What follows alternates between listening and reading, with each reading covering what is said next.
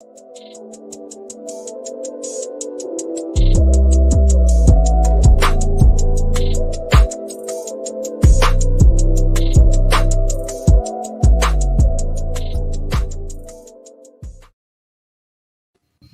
everybody. Welcome to Coshun Cast. It is December 13th, Monday morning.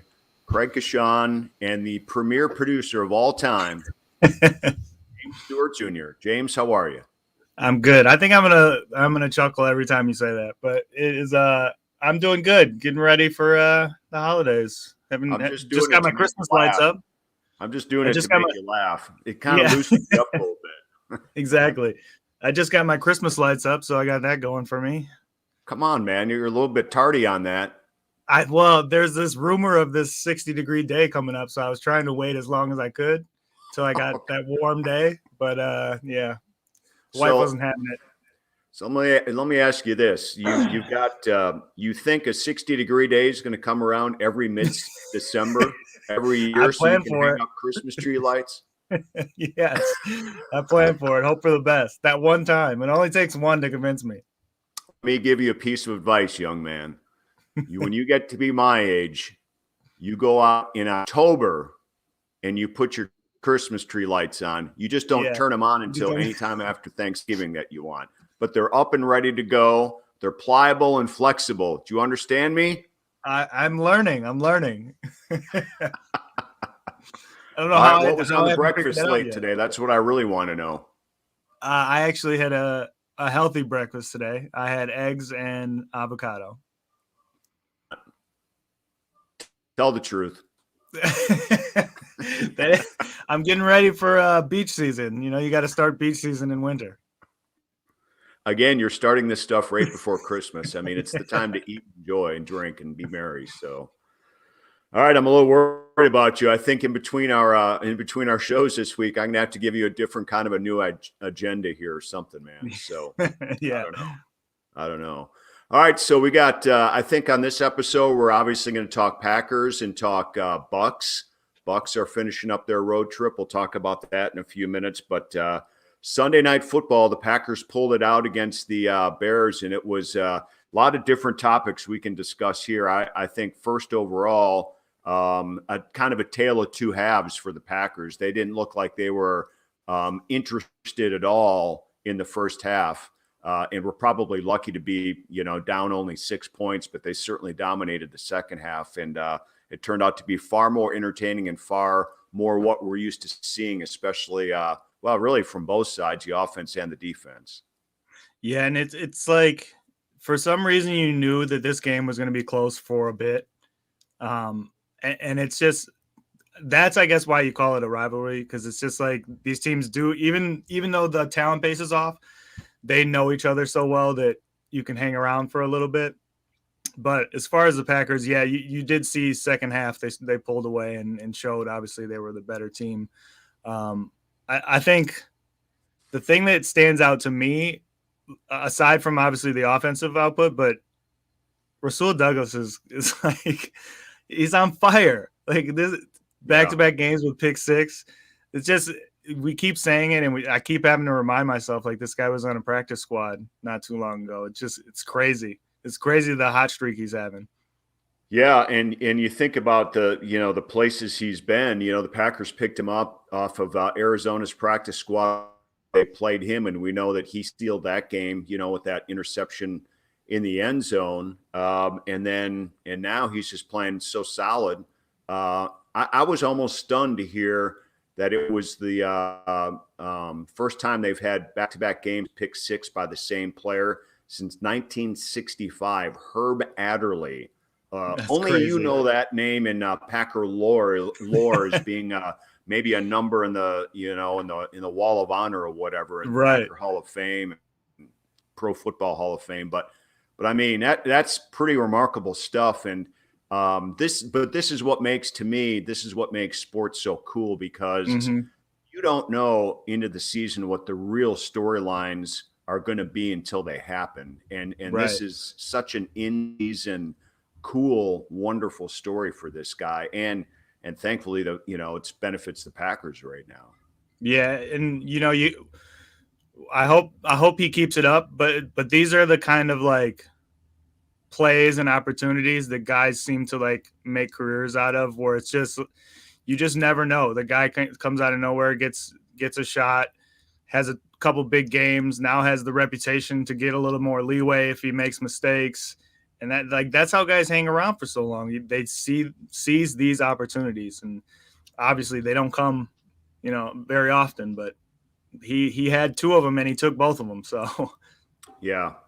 Yeah, it's great stuff, great plays, great instincts. He's just doing his part right now, and it's obviously he fits. I think that's the bottom line. You see players that maybe don't have a purpose, don't have a role on certain team. Obviously has one here, and when they brought him aboard, they really needed him badly, and they still do at this point. right. And he filled a void because of some injuries earlier. Now, just speaking of injuries, another big storyline. Coming out of this Packer win on the offensive line, we saw Billy Turner go down, and as you further the big reveal, I guess. I mean, how many guys could possibly continue to go down for this team to function at a high level for one of the best quarterbacks to ever play the game at this point? I think, to me, they have one regular rotation offensive lineman in that rotation right now. I mean, it's just beyond devastating at this point. Yeah. And just, a couple of days ago, we were just talking about how excited we were to be kind of getting Bakhtiari back. And now another gut punch. But, this is where you hope that the play calling and Aaron can kind of manage the second or less, or 1 or 2 seconds less, or whatever it is that he's going to have now. But they've got the receivers and they've got the running game to kind of hold back on, and hopefully they can hold on for a little bit longer as guys get healthy.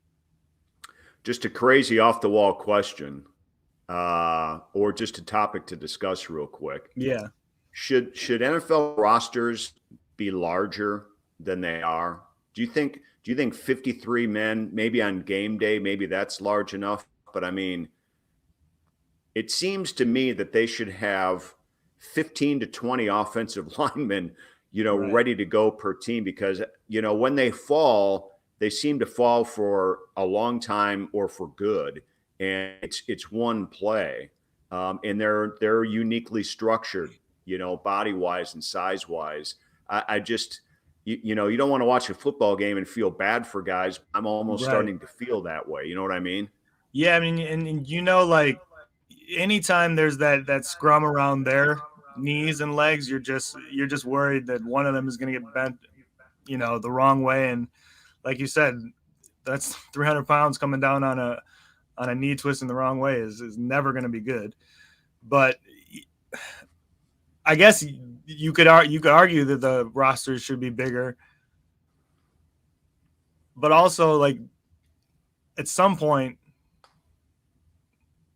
I guess, no, I don't have an argument for. I don't have an. Yes, it should be bigger.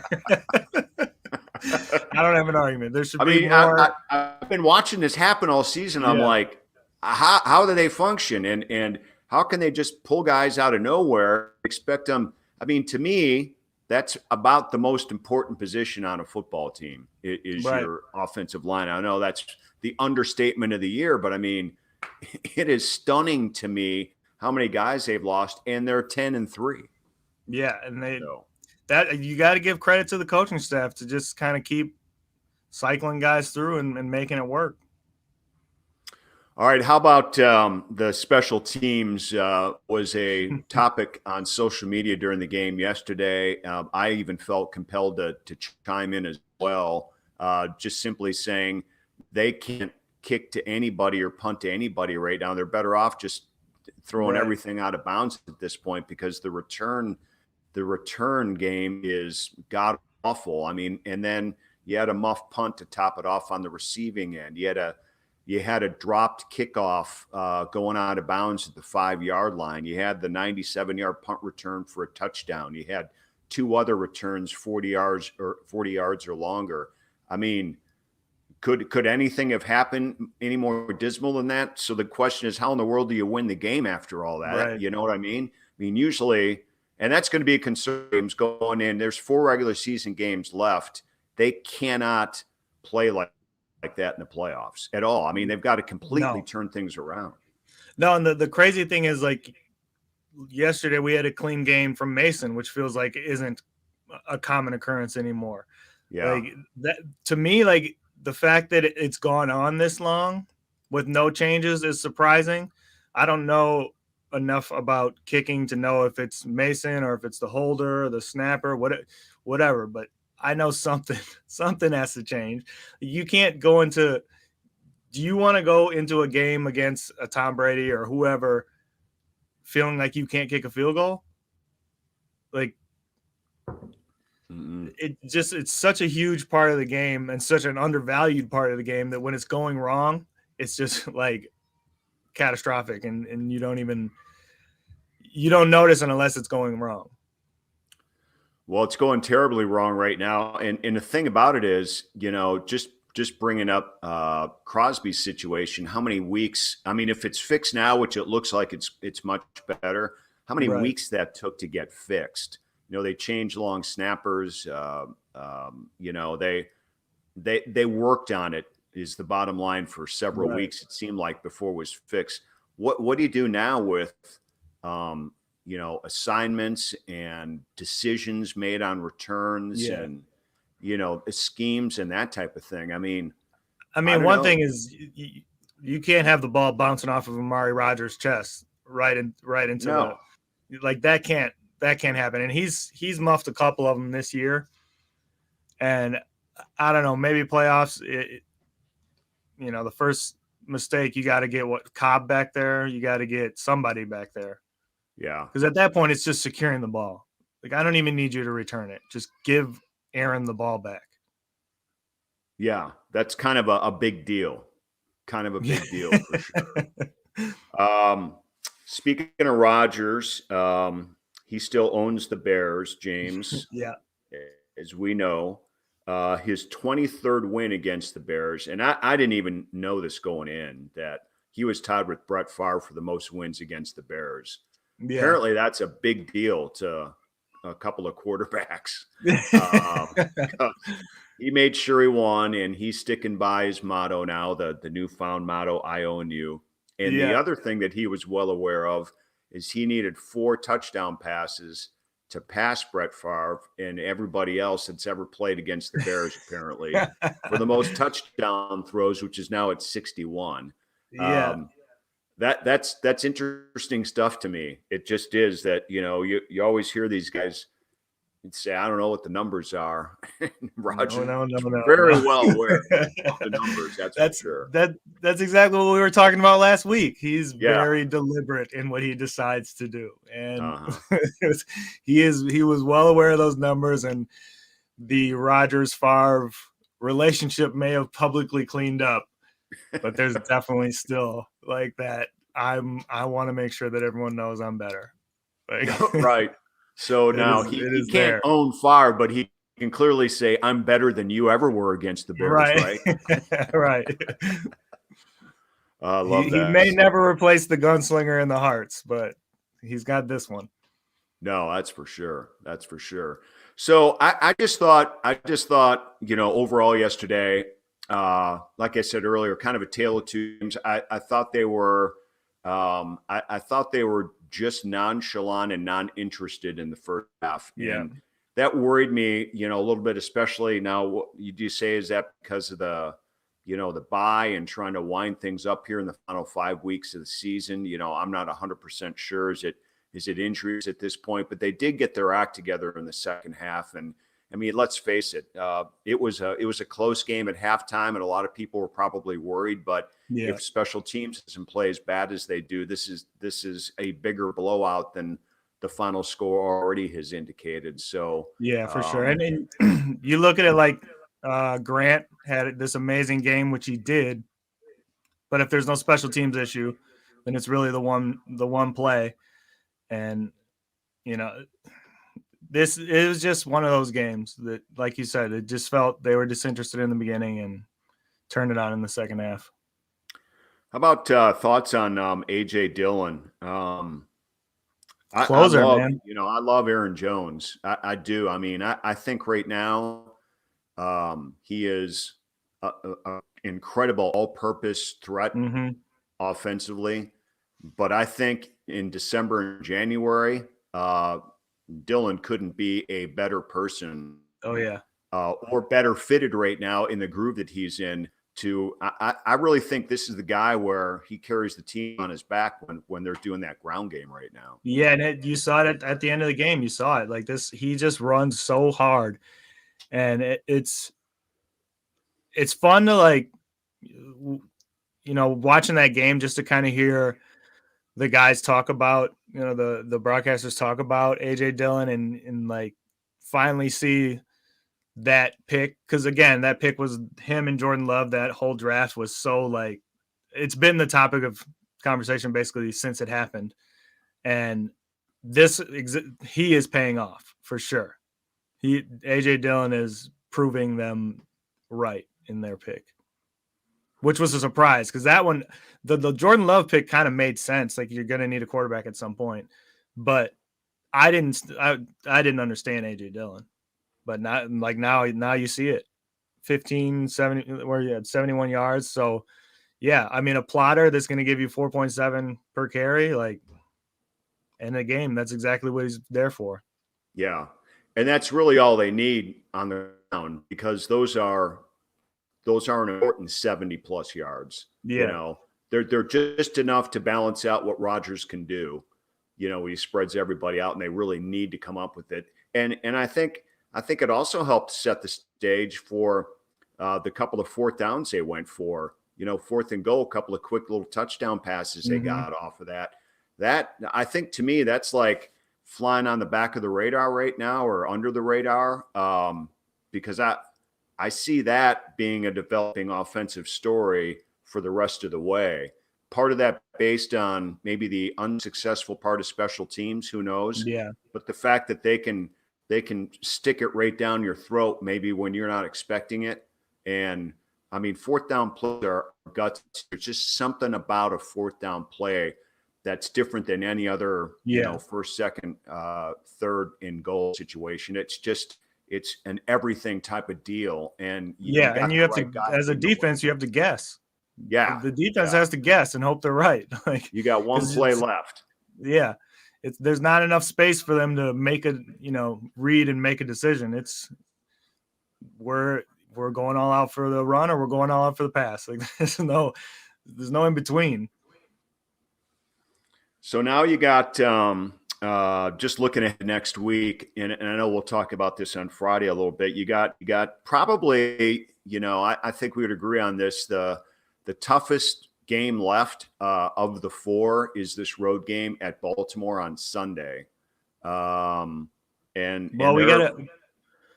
They have the defense, but we got to see what happens with Jackson. Because he left the game Sunday. Yeah. So if he's out, that changes that. Well, for sure it does. But so we'll talk about that on Friday and stuff. But what do you think? Are you got anything else on the pack right now? No, just it was good to see Lazard have a good game. A good possession receiver. They look good. I know it was the Bears and to me, the second half of that game is what the Packers are. So feeling good about them. You think they're going to end up being the number 1 seed? I guess that'll be my final question for us to talk about here before we move on to the Bucs. The only apprehension I have about it is I don't know that the Cardinals are going to lose again. And they need to lose. So yeah. Assuming Packers that basically need to win out and the Cardinals need to right. lose one because we own the tiebreaker. Right.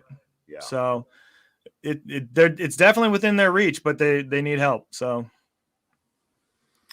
All right, we'll talk more about their setup when we go live again on Friday here later this week with that game matched up against the Ravens. That's going to be a 3:25 start again, so that'll be kind of fun. late Sunday afternoon football. Bucks on a roll right now. They are going to play tonight in Boston. They have won their last 2 games. They're 2-1 on this 4-game road trip. Took it to the Knicks yesterday morning Central Time. And Giannis had his first triple-double, which was kind of cool to see. It's neat to see, if you ask me, the true stars of this league play at such a star level in the Garden. It was good to watch yesterday. And he plays well there. He's got a couple of big moments there. It's you got the game winner there a couple years ago. You've got the one where he jumped over Hardaway. The dunk. So yeah, he seems to like to play there. Yeah. And the weird thing about that game is like the 20 points is I guess you would say low, but it was part of like the whole system in the night. Like he's just in a spot where he doesn't feel like he has to intentionally, go ball hog mode. And it's so good to see, especially the way the guys are shooting the ball. I just feel like his confidence is at an all-time high. And when he's playing like that, he allows his team's confidence to be that high as well. Well, and he's, he picked everything up on Friday night in that win at Houston. I mean, that's something for us we could mention as well. I mean, he had a 40, 15, and 5 night. And he's the only Buck still that's ever had a game like that, which is pretty amazing. One thing that he doesn't have in common with Kareem that he actually has his own record for here right now. But I was also a little surprised on Friday night that they needed that type of a night from him to beat the Rockets. Granted, the Rockets were on a little roll, but they're just not any better than any other, mediocre or bad team right now in the league. But some nights are that way, right? And it was good to see him, 2 days later. The balance yesterday was good to see, that's for sure. Just balanced scoring, balanced ball distribution. Yeah, and you've kind of seen the last 2 games, really. The Rockets game, like you were saying, you kind of weren't expecting it, but like when a team's hitting their shots, a good or bad team has a night, where they're hitting their shots. And last night, was it Grimes? There was a moment in that game where it was like, who is this kid? Like he knew he was on fire, especially the one he caught pretty deep and shot over Middleton. That's when you were just like, oh, he's in the zone right now. Like he's just on fire. But that's what I think being the champs does. Some guys show up to face the champs. I mean, the Knicks obviously have good playoff, hopes and everything, but they're not obviously on the level of the Bucks. They're not in that tier. And when you play the team in that tier, you try to play up to them. And you're going to have guys have nights like this. It's the NBA. They're all great players. But yeah, I mean, obviously the 27 was his career high. Yeah, and I think in the end, like you're saying, those guys aren't just going to hit shots if it's close down the street. I mean, they're not going to take a team like that, and he can't do that for 48 minutes against a team that's as good as Milwaukee is right now. But I think the thing I liked most about yesterday's game is, we're seeing more and more and more now how this team is more than just the big three, how the big three almost has an influence on the next three and maybe the three after that right now, as this team goes about 8 or 9 deep, for what they need to win games. And what have they won? 12 of their last 14 of their last 16, something like that. So they've hit their stride. They've taken that next jump up here that we were waiting for, and it's been a good 3 weeks of maybe some of the best basketball in the NBA right now, certainly in the Eastern Conference, I'd say. Yeah, and Middleton is having a good start to the month. He's got 7 straight games of 20 or more. And what I saw last night from Middleton, I feel like Marcus was talking about it on the broadcast where you can just kind of tell with him when he's doing the, between the legs rhythm dribble threes, like that's when he feels like that's the Chris Middleton that we saw in the playoffs, right? Yeah. And you saw it a couple times last night, and you could just see early he was aggressive. There's so many. It's kind of crazy. Like I said, the 7 straight games of 20, that kind of caught me off guard because I think Middleton scores the quietest 20 points of anyone I've seen. Like, Agreed. he's so not like he's not an expressive player. So when he scores, there's not really much to it unless there's contact, obviously, or a heated moment in the game. But generally, he's not a showboater. There's no like arrows or Bobby eyes or mean mugging or anything like that. Like it just he's just scores. It happens. He moves on, and he doesn't generally do it in these bunches of like 13 straight or something like that. It's like 6 points a quarter. 2 shots a quarter he hits. And all of a sudden at the end of the game, you're like, oh, 24 points. Good night. Like he's so opposite to Giannis. When Giannis scores, it like the arena shakes. You know what I mean? Every bucket is noticeable. Not with Middleton. He's so quiet. He's just a sniper. Well, I like the word sniper because it's so true. And when he doesn't have those 6 or 7 points or 8 points, per quarter, like he's capable of having, when he doesn't have those, he usually shows up in the fourth. That's in the fourth quarter, yep, and scores in a giant flurry for the Bucks that really ends up carrying their scoring, which is it makes him almost 2-dimensional offensively, because it's just somebody you can count on. Regardless, he's not going to have a bad game, and he's not going to cost you a win. It seems like, you know what I mean? I feel like that's why he and Giannis fit so much. I mean, Giannis, just in the way that he plays, is pretty ball heavy and pretty attention heavy. And to have a guy that can play at an all-star level, just quietly, like if you need me in the fourth quarter, I'll be there. Otherwise, I'm going to hit my 2 to 3 shots a quarter, keep it moving, have a good game. Like what do you need from me? It feels like that's Middleton is. And I've said this before, like I'm just becoming such a fan of him, seeing him in relation to Giannis. Like I feel like he has so much more value in not only his play, but his play within the system. Yeah, for sure. And it's so necessary for this team here right now, and it's another sign of stuff we always talk about, with the core of this team, just understanding each other, so well.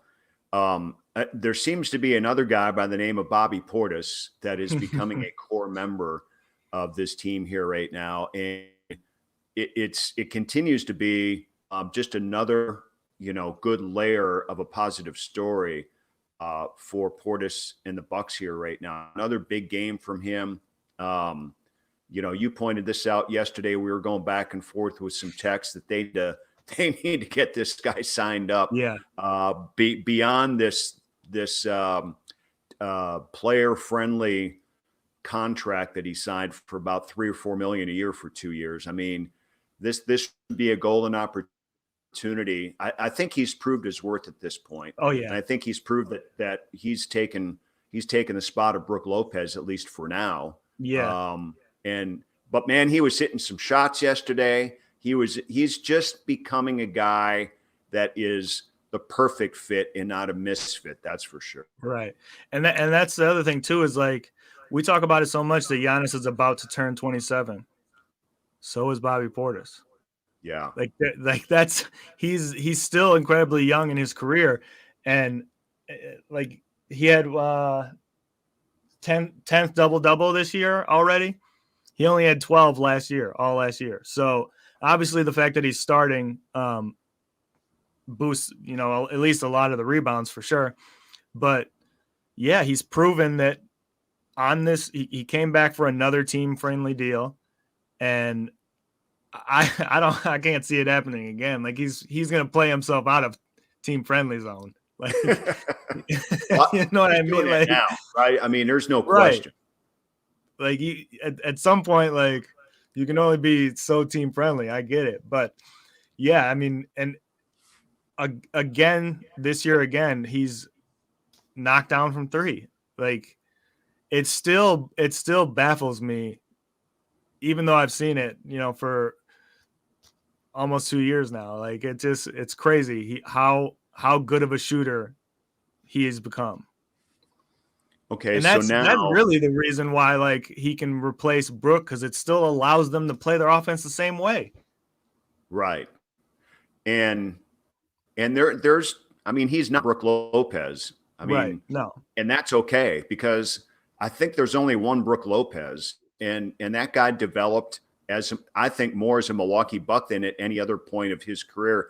The 1 year is with the Lakers, and prior to that with With the Brooklyn. I Nets. mean, he Yeah. hit his prime and his stride in his first year here, in his second year, and obviously now he's out for an extended period of time. But I mean, Bobby Portis is doing the same thing, and so that leads me to think how important it is for him to become a core of how this team can be here in the next 2 or 3 years or 4 years, because of who they have under contract together here right now. And together they've already won one championship. It's just another layer or level of how rare this is to have this many guys still together, and you can keep them together for a while. And there's no reason to think anybody else can beat these guys, come June for an NBA championship again. And that, like, if they could keep Bobby part of the core long term, that just imagine what that would say to Giannis too. Like it's just, these guys want to be known as a team that earns it, and what better way for a guy to come here on a team friendly deal, take another team friendly deal, and then earn himself into being part of the core future of this team. Like it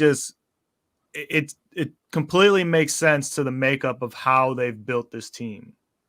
Like even, I mean, because Chris and Giannis, I feel like that is a complete, like, earning it the hard way. Drew, even been in the league a while, finally got an opportunity, made the most of it. Like that's how this team is, like, built. And you hope that when guys do make the most of these moments, you can keep them around. So here's one for you. Maybe this is too easy. Maybe this doesn't apply yet. But is Bobby Portis Scottie Pippen to Giannis right now as he was to Michael Jordan? I mean, more so, or is Chris Middleton that guy, or is Drew that guy? I don't know. I mean, they don't seem like the Scottie Pippen type that he can go out and get double doubles and almost fill that same big man role. You know what I mean? I feel like if you're kind of going for the, like, Jordan, Scottie kind of thing, I feel like it has to be Chris, just based on the importance and the ability to knock down the shot, not only shots, but also the one-on-one matchup. Like, Bobby is, it's weird because he is such an effective rebounder at this year. And he's just got so much touch around the rim. Like he gets a lot of those tip backs too. Like I feel like he plays bigger than he is. So, yeah, for sure. I would agree. Like that's hard. He is becoming, because obviously the rebounds and the points that he's putting up, they are probably having more impact than Middleton at this point on the year. Well, I think too, and I say that because he's a different player, obviously, than Middleton is. I mean, his strength and his ability right now is second chance, because he is such a strong rebounder. Not only giving him that second chance, but giving a team that second chance. And it's not saying that Chris can't do that either, but I mean, they're just two different people to me. And I just posed that question. Now that might be something for us to. It made me think. to further think about this and maybe talk about it on Friday as well. Because I don't know. I mean, I think it's interesting that you bring up the point that this guy needs to be on something, a contract stronger than a 2-year, $3 million per year deal right now. He's becoming that important to the team. And the fact that he gets along with Giannis, they gel together. I mean, you'd be foolish not to keep a guy of that impact. And the point you bring up too, which I think, not even his points and his production. Like, he's completely revamped his like outward persona. Like, he's not a problem child. Like, he's not one of those guys that he kind of carried that around for a little bit. Right. There's if I'm another team there, I can't see a reason why I wouldn't bring him in. Right. Totally get it. But I like him with Giannis. So if I'm John Horst and I know he's watching, I think you need to sign him up to a bigger deal and keep him longer. But that's just me. Yeah. So. How you do it, I don't know. That's up to you. But I'm just saying that we want you to do it. Right. So now the other thing that was revealed is Donte DiVincenzo's likely to make his season debut on Wednesday when the Pacers come to town. And obviously it's going to be a big return time for him, coupled with the fact that Wes Matthews is now in the COVID-19 protocol as of Sunday. And we don't know how long, he's going to be on that. But timing obviously is pretty good when it comes down to it. But this is all about Donte here right now. And, he's been out since the first round of the playoffs. A broken foot that takes a long time for a player to recover from that. And physically he's going to be ready. How's he gonna fit in? How are they gonna, reintroduce him to the world champion Milwaukee Bucks? He's part of this team, but he missed most of the playoffs, unfortunately, this past season. And it'll be interesting to see how he fits in with this team. I mean, I think he will. I don't think there's a big question there, but something's gotta jive in there a little bit, right? Right. I mean, I think he will, one, because he has to, because I believe it's a contract year for him, right? I believe. Yeah. Yep. So there's that. But I think it might be, what I would do is obviously you bring him off the bench because he's coming back from injury. But the good thing about that is I think that Grayson is playing well enough that there won't be a controversy of like who should start unless Donte does something that says I need to start. You know what I mean? Like, it's going to take a good string of games for him to supplant Grayson, because I feel like they're playing well enough as is that there'd really be no reason to change it. Right. But, we talked last week about, do you need more production off the bench, and would Grayson Allen bring that for you? If you put Donte back in the starting lineup, which he was all of last year. So I think those are the couple of things they have to weigh. It's certainly not really important for them to figure this out this soon. I mean, he's got to work his way back in and get comfortable. And, he might have a new teammate or two in that rotation he's got to deal with and stuff. But, it's a good sign for this team. Let's put it that way. They've had two major injuries to deal with, and they're getting one of their guys back in Donte, and Lopez is the other guy that's just going to remain a question mark unless the team already knows, he's lost for the season and they haven't revealed that yet. But they're certainly playing like they've filled that role, especially with the signing of Cousins and stuff coming in. So, I guess that's how I look at it. It's not woefully important to figure stuff out right now. It's just important for him to get back and fit in right now and get back to playing 100%. Well, I mean, the good thing is obviously defensively he's a plus. So we'll see what happens in that second unit. Him and George Hill, West whenever he gets back. He's probably the most explosive player on that second unit. So he'll have the opportunities to score for sure. Yeah. Because I wonder too, like, if you to think swapping him and Grayson and having Grayson come off the bench, I wonder who would have the better opportunity with kind of more space and ball handling.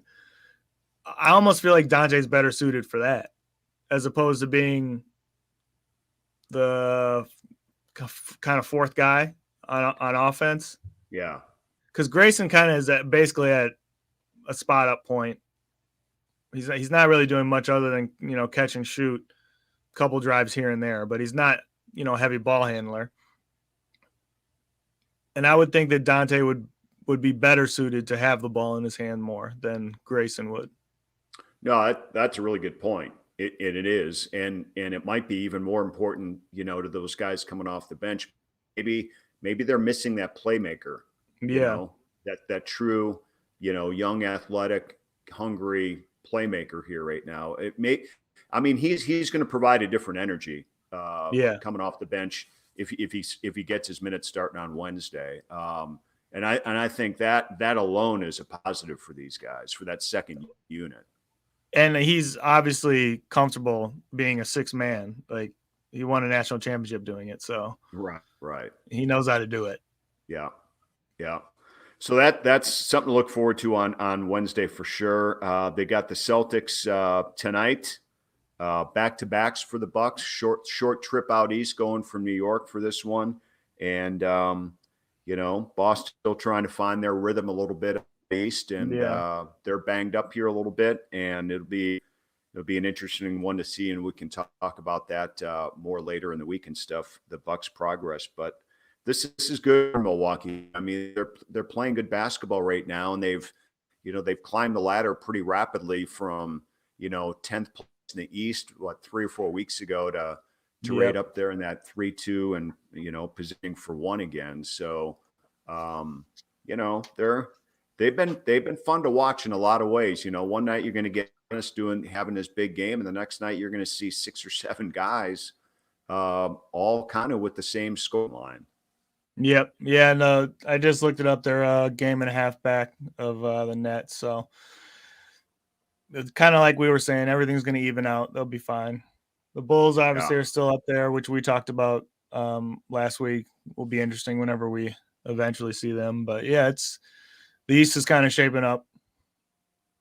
We'll be back at the top like we're supposed to be. All right. So now, do you have anybody that's written in at all about what a great person you are again, like our last live episode? I shouldn't have to worry about any, like, I could get canceled out of this show. No, not yet. I told them that don't do it all at once. Just sprinkle it in there. Well, you had 2 guys do it all at once, so there you go. Well, it was the first one. 2 guys. They'll be back. It was the first one. Well, the thing about it is we've gone live now for 2 straight shows. Obviously, if you're watching this at a later time, it's available for you. James, fill everybody in technically and stuff, and this would be a good review for me because I never even know where to go sometimes. So yeah, you can find us. We'll be live on Facebook and YouTube, which is probably where you're watching one of these 2. Otherwise, you can find our audio podcast on Anchor Podcasts, Google Podcasts, Apple Podcasts, and Spotify. So it looks like we'll be doing what's that? Did you say YouTube? Yeah, and YouTube, yeah. But it looks like we'll be going twice a week, picking it up here. So we're looking at our goals Monday, Friday, 10 a.m., right? Yep. All right. Good. Anything else? No, I think that's it for me. My final shout out the last you did was wishing UW Whitewater football good luck. They fell in the semifinals of the Division III. Just congrats on a great season. It was a lot of fun to watch. especially the playoff run and stuff. So congrats to you all. And we've got big things to look forward to here this week. Bucks are playing a couple of games before we're back on the air, and we'll look further into the Bobby Portis / Scottie Pippen comparison. You kind of blew my mind with that. I didn't. Well, that's why we talk, my man. That's why we think talk about that one. So, all right. So you got to get out and get Christmas going, right? Yep. So what are we doing? Are we doing any like a blow up Frosty or a Santa? Are we doing anything really extravagant or just lights? Did some lights on the bushes. Hot air for the podcast. Exactly. All right, pal. I don't want to maybe we can include a picture of our night lights on Friday. Why don't we set that as a goal? Done. All right. Good stuff.